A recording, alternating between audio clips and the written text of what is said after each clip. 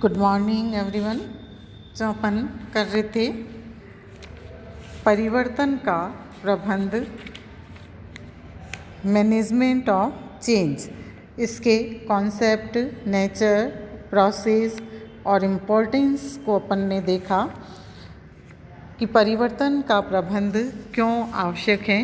किसी भी संगठन में जब भी किसी प्रकार का परिवर्तन होता है तो उस परिवर्तन को व्यवस्थित करना, परिवर्तन को एक्सेप्ट करने के लिए प्रबंधक अपने कर्मचारियों को तैयार करता है, एक इस प्रकार की व्यवस्था करता है ताकि सभी कर्मचारियों के द्वारा उस किए गए परिवर्तनों को या हो रहे परिवर्तनों को स्वीकार किया जा सके। इसी को आगे बढ़ाते हुए कि कई बार परिवर्तन का प्रतिरोध व्यक्तियों के द्वारा किया जाता है, परिवर्तन आसानी से एक्सेप्ट नहीं किया जाता है, तो इस तरह से उनके जो प्रतिरोध के कारण हैं या प्रतिरोध किया जाता है उसी का अपन अध्ययन करेंगे कि परिवर्तन का प्रतिरोध क्या है, रेजिस्टेंस टू चेंज।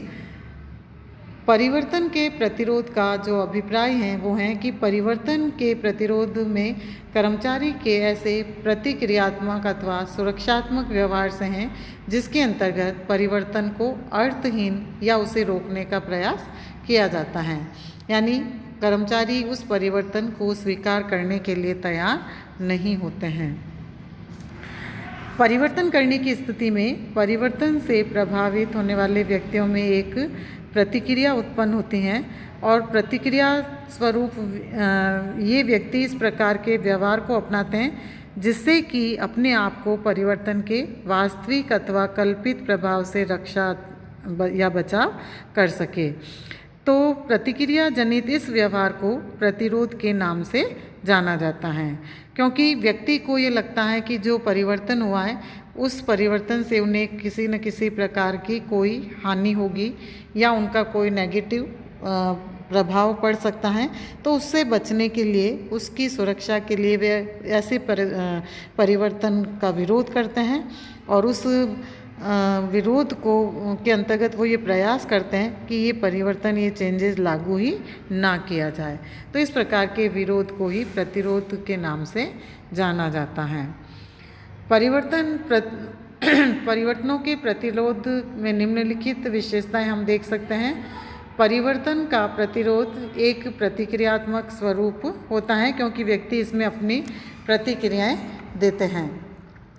परिवर्तन एवं प्रतिरोध का चोली दामन का साथ माना जाता है, अतः प्रबंधकों को उन्हें प्राकृतिक मानना चाहिए एवं सामान्य रूप से भी लेना चाहिए। बहुत ज़्यादा कर्मचारियों के प्रति प्रबंधकों को अधिक कड़ा व्यवहार नहीं किया जाना चाहिए। परिवर्तन प्रभावित व्यक्तियों के लिए लाभदायक या हानिकारक हैं, इससे कोई संबंध नहीं होता है। प्रतिरोध का आभास किसी व्यक्ति के द्वारा किए जाने वाले कार्यों या क्रियाओं से न कर उसके व्यवहार में निहित प्रोटेक्टिव क्रियाओं से किया जाता है। प्रतिरोध का क्षेत्र काफ़ी व्यापक है क्योंकि प्रतिरोध कर्मचारियों के अतिरिक्त प्रबंधकों, ग्राहकों, माल के स्मरणकर्ताओं, सरकार अथवा जन सामान्य किसी की ओर से हो सकता है। प्रतिरोध सभी देशों की व्यवस्थाओं में भी हो सकता है। तो परिवर्तनों का प्रतिरोध वैयक्तिक, भावनात्मक, विवेकपूर्ण और सामूहिक आधार पर हो सकता है। प्रतिरोध की प्रतिक्रिया सभी व्यक्तियों की समान अथवा एक जैसी नहीं होती हैं क्योंकि अलग अलग व्यक्ति परिवर्तन को अलग अलग दृष्टिकोण से देखते हैं। प्रतिरोध एक स्वाभाविक क्रिया है, अतः इसे न तो दबाने का प्रयास करना चाहिए और न ही इसका विरोध करना चाहिए। प्रतिरोध की सीमा न्यूनतम से लेकर अधिकतम हो सकती हैं।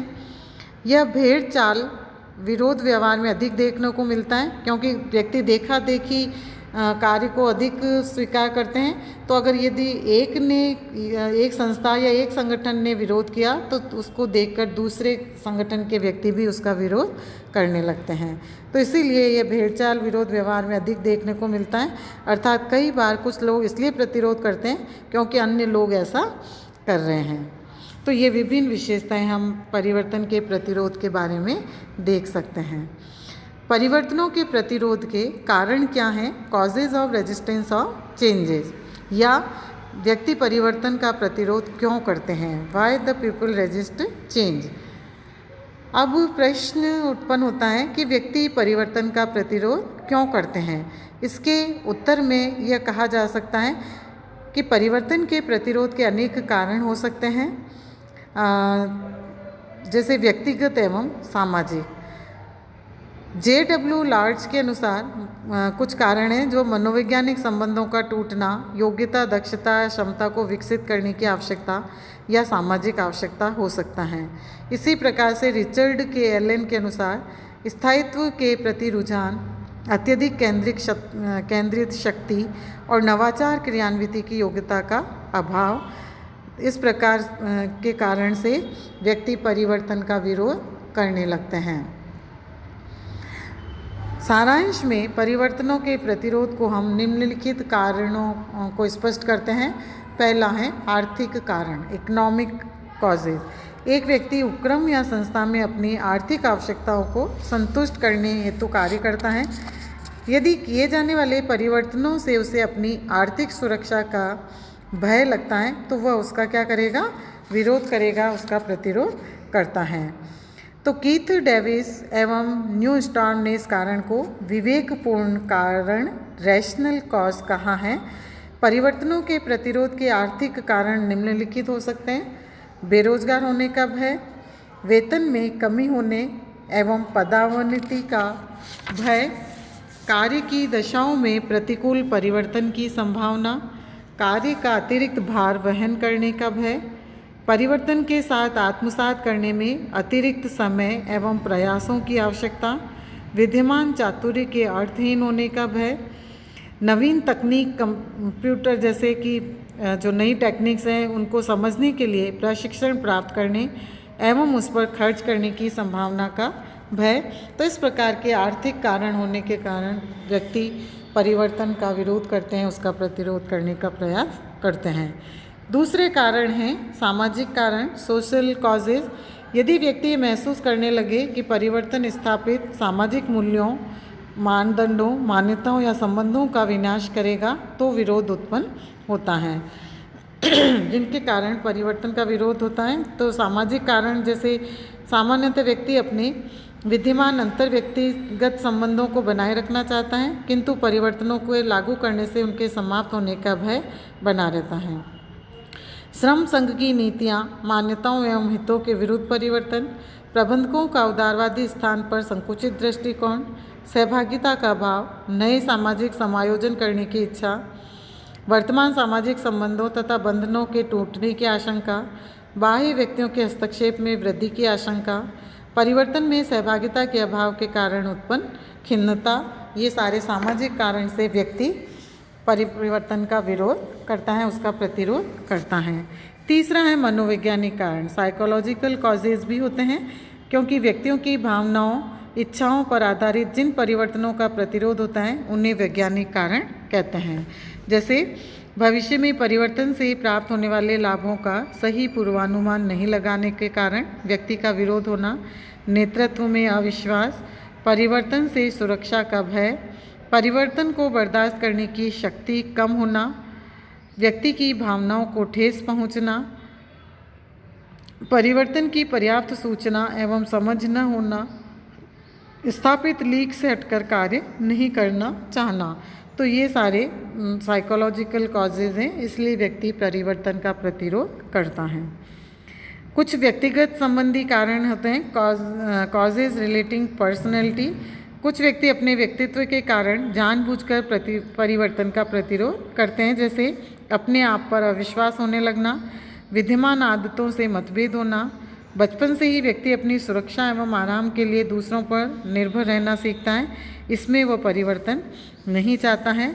उसके विचारों से विरोधी विचार, विद्यमान परंपराओं, निष्ठा, तंत्र, समय एवं सूचन आदि से मेल नहीं खाना, ऐसा कोई भी कार्य जो कि निहित स्वार्थों के प्रतिकूल हो, परिवर्तन से स्वतंत्रता में कमी आना, अपरिचितता का भय, कठोर परिश्रम की आवश्यकता, कार्य को नए तरीकों से पुनः सीखने की अनिच्छा, विशिष्टीकरण से उत्पन्न होने वाले उकताहट या ऊब, और नपुंसक और उसके साथ ही प्रतिष्ठा के गिरने की आशंका। तो ये विभिन्न प्रकार के व्यक्तिगत कारण हैं जिससे भी व्यक्ति प्रतिरोध करता है। तकनीकी संबंधी कारण, कॉजेज रिलेटिंग टेक्निकल, बहुत से कर्मचारी तकनीकी कार्यों के विशेषज्ञ होते हैं, जैसे लागत लेखा विशेषज्ञ, क्रियात्मक अनुसंधान विशेषज्ञ आदि। जब इन्हें पिछली तकनीक को छोड़कर नई तकनीक से कार्य करना पड़ता है और वे यह समझते हैं कि इस प्रकार का कार्य नहीं कर सकते हैं, तो वे प्रतिरोध करते हैं। परिवर्तनों के प्रतिरोध के उपयुक्त कारणों के अतिरिक्त संगठन द्वारा प्रतिरोध भी किया जाता है, जिसके निम्नलिखित कारण हैं, जैसे संसाधनों की सीमितता। एक संगठन को परिवर्तित वातावरण के साथ अनुकूलनशीलता स्थापित करती हैं, लेकिन ऐसा करने पर संस्था को खर्च करना पड़ता है और इसके अतिरिक्त बहुत से संस्थाएं इन खर्च को सहन करने की क्षमता नहीं रखती हैं, तो ऐसी दशा में वे परिवर्तन का प्रतिरोध करती हैं। अंतर संस्थागत समझौते होते हैं, कई बार इंटर ऑर्गेनाइजेशनल एग्रीमेंट, और इसलिए भी संगठन के द्वारा परिवर्तन को लागू करने के लिए समझौता करना आवश्यक होता है। संगठनात्मक ढांचा, ऑर्गेनाइजेशनल स्ट्रक्चर। समय एवं परिस्थितियों के बदलते हुए संस्था अपने संगठनात्मक ढांचे में परिवर्तन करती हैं, वह भी प्रतिरोध का आधार हो जाता है, जैसे नौकरशाही वाला स्ट्रक्चर। आज के नवाचार संगठनात्मक ढांचे में इस ढांचे का प्रतिरोध किया जाता है। अप्रचलन की लागत, cost of out of date. यदि एक संगठन एक बड़ी राशि स्थायी संपत्तियां एवं मानवीय संसाधनों में विनियोजित करता है, जिसका लाभ लंबी अवधि तक संस्था उठाती हैं, तो परिवर्तन के आने से ये संपत्तियां और मानवीय संसाधन प्रचलन के योग्य नहीं रह पाते और संगठन इसकी एक बड़ी लागत भुगतनी पड़ती है। इन सब कारणों से परिवर्तन का प्रतिरोध करते हैं। तो ये विभिन्न कारण हैं जिससे किसी संगठन में परिवर्तन का प्रतिरोध किया जाता है और कर्मचारी उनको स्वीकार करने के लिए तत्पर नहीं होते हैं।